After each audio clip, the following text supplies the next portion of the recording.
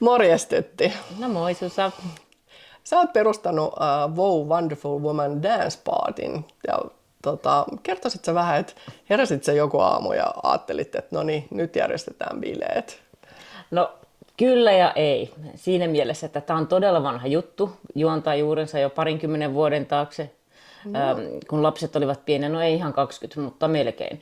Lapset oli pieniä ja mä ajattelin, että voi että kun pääsis tanssimaan se oikein hienoon, isoon yökerhoon, missä on paljon ihmisiä, jotka kaikilla on hauskaa ja oikein hyvää musiikkia koko ilta ja että se olisi vaikka vain naisille tai jotain tällaista. Ja sitten siinä vuosien varrella se idea vähän niin kuin unohtui välillä, mutta se ei kuitenkaan täysin unohtunut, jäi sellainen pieni kipinä. Ja nyt sitten pari vuotta sitten tuli sellainen olo, että nyt tämä maailma on kyllä niin kurjassa jamassa ja itselläkin oli vähän tylsiä elämäntilanteita siinä, niin että nyt pitää tehdä jotain positiivista. Siitä se niin kuin lähti. No nythän on tanssittu jo 2 kertaa, kun se oli. Kyllä, joo.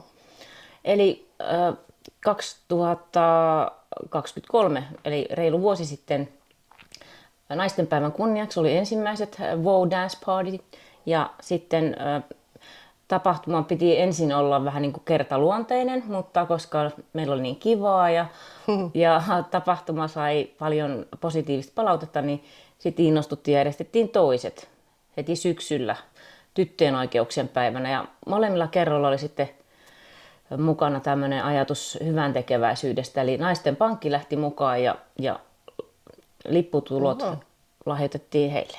Menikö ihan niin kuin plus-miinus-nolla tulot vai niin jäikö jotain lahjoitettavaa naisten pankille?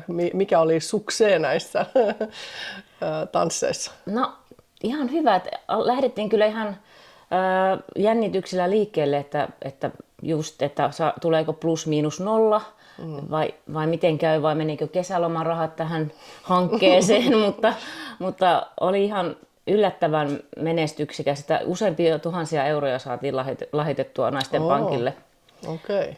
Ainakin on ollut hyvä meininki.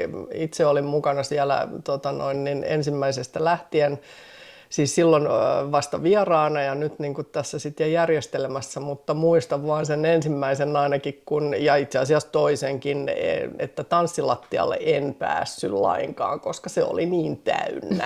Piti tanssia siellä jossain laitamilla. Kyllä, joo, se ylitti kyllä kaikki odotukset.